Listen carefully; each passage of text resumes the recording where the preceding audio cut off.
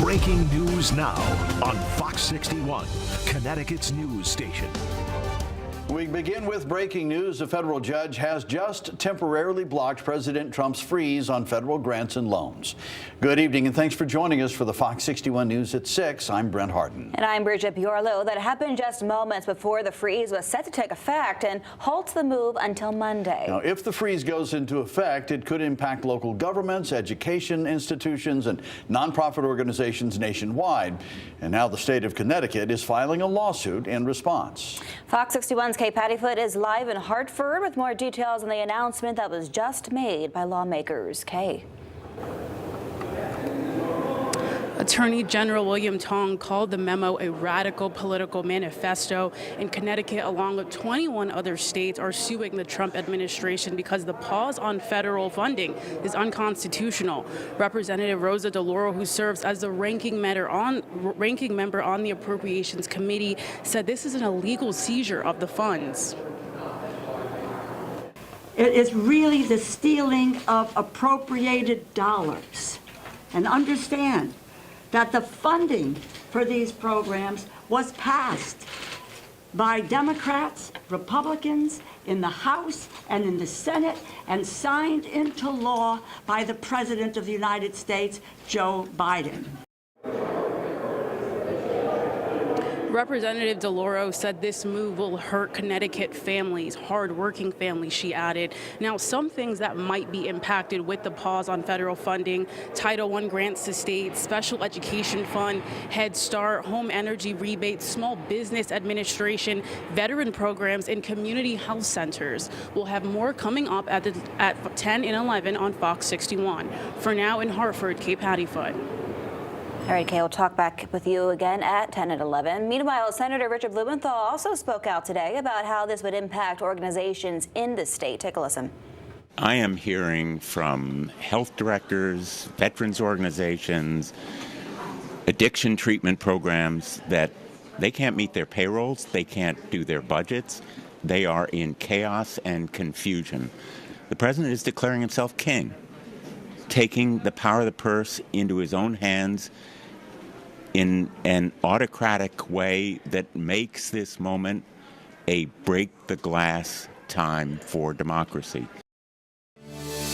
And the White House says the administration is trying to be, quote, good stewards of public money. Well, there have been multiple social media reports of ICE agents spotted in Connecticut cities and towns. That's right. With the Trump administration cracking down on immigration, communities are on edge. But there's no confirmation that these sightings are connected to any national operation. Fox 61's Angelo Bavaro spent the day speaking with local police to separate fact from fiction, and he joins us from East Hartford with the latest. This is one of those towns where we can confirm ICE presence. The mayor here says that ICE agents were seen entering a home over the weekend. That is all the information we got.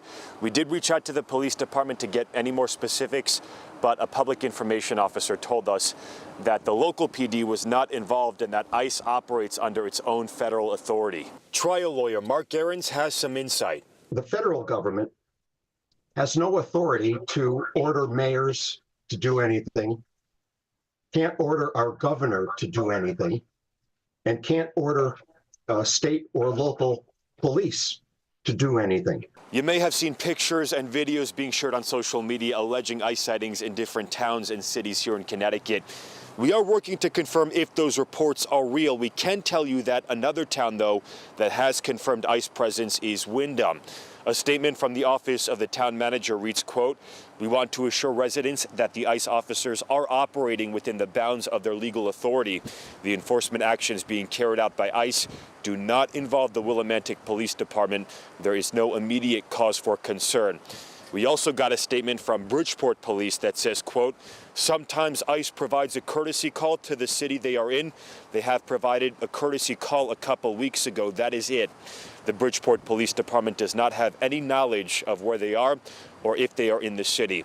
We also saw some reports about an ICE raid potentially in Hartford, but the police department tells us there have not been any raids there. And, quote, "The academy recruits did some community meet and greets last week that were pre-planned and part of their training that was not ICE." The largest concern is just peace of mind for residents of the state of Connecticut, especially folks who are not illegal immigrants. Black and Puerto Rican Caucus Chair Representative Antonio Felipe is raising concerns about the federal crackdown. And I'm not saying that all the Immigration and Customs Enforcement officers are harassing people. I'm not saying that they're not doing their jobs, but we need some clarity and transparency as to why they're in these neighborhoods. Because right now it just seems like they picked a spot that was brown and touched down in it. They have no authority, for instance, to go into private property. They can't do that without a warrant. Again, we do not have any details about why ICE is in those communities they are confirmed to be in, and if this is at all connected to that national crackdown by the Trump administration. Reporting in East Hartford, I'm Angelo Bavar, Fox 61. Angelo, thank you. Well, tonight we've learned Governor Ned Lamont's office has issued new guidance for public schools on handling immigration activities. The guide focuses on educating communities about students' rights while ensuring schools comply with state and federal laws. According to the U.S. Constitution, teachers and administrators aren't required to collect students or families' immigration status. The guidance also recommends schools offer support services, including counselors, to help students navigate these challenges. A coalition of immigration advocates, community leaders, and healthcare professionals is pushing for expanded access to Husky healthcare coverage. Connecticut expanded Husky coverage to undocumented children up to 15 years old last year, but Democrats and advocates argue that number should really be 26. They say undocumented people already contribute financially and they should reap the rewards. Many of our immigrants who already pay taxes and contribute to our economy are excluded from accessing the care they help fund. Our undocumented immigrant community helps contribute over $187 million in state and local taxes. Connecticut's Republican caucus says the money just isn't there, citing other spending promises made today by Democrats. We had press conference after press conference after press conference today, and every single one of them were essentially saying, let's rip up the guardrails, let's raise taxes. And we have to be the adults in the room here, rein back in spending, and make sure we maintain those guardrails so we don't have tax increases down the road. Republicans have called the program to be suspended. There are two bills proposing to raise the age eligibility for Husky. Both await further action in the committee level. And turning now to our local forecast. Another nice day out there with a bit of a warm-up coming tomorrow. Yeah, flirting with 50, as they say, a few days down the road here. Meteorologist Deshaun Robinson here now with a look at the forecast. Deshaun.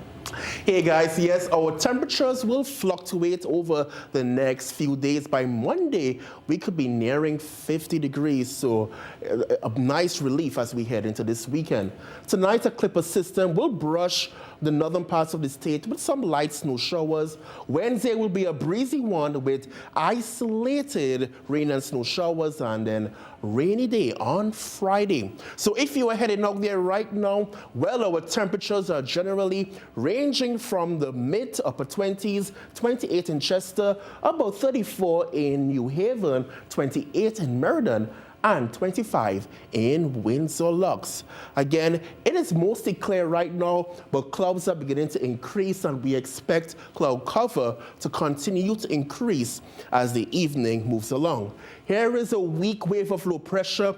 This wave of low pressure will brush the northern tip of the state with some light snow showers between 12 and 4 a.m. So few snow showers are possible tonight. Our temperatures will drop to the 20s across much of the state. Wednesday will be a breezy one with partly sunny skies and isolated rain and snow showers. Despite the rain and snow showers, our temperatures will top out in the lower to mid 40s. So winds will be rather gusty tomorrow. I'll let you know when these gusty winds are likely to end. Deshaun, thank you. New tonight, a state employee is accused of altering voter registration cards. Police say Arlanda Brantley, who worked in the Department of Mental Health and Addiction Services, altered cards after a national voting event at the Western Connecticut Mental Health Network in Torrington in September. Brantley allegedly changed party affiliations from no or Republican to Democrat and then submitted the cards to Torrington's office of the registrar. Now, you might remember Torrington held a ballot recount after the November election because of issues on election today, but the registrar of voters there says this incident did not impact election results in the town. In a statement, they say, in part, quote, "I can say without question that none of the voter registration cards in question have nothing to do with the recount. The party affiliation was altered and caught before the election, not the actual votes." Well, New Britain Mayor Aaron Stewart has taken another step toward running for statewide office. Fox 61's Emma Wolfhorst was there for the announcement and has more from New Britain City Hall. This hallway was packed with supporters Tuesday morning as they gathered to hear from current New Britain Mayor Aaron Stewart talk about exploring a run for governor.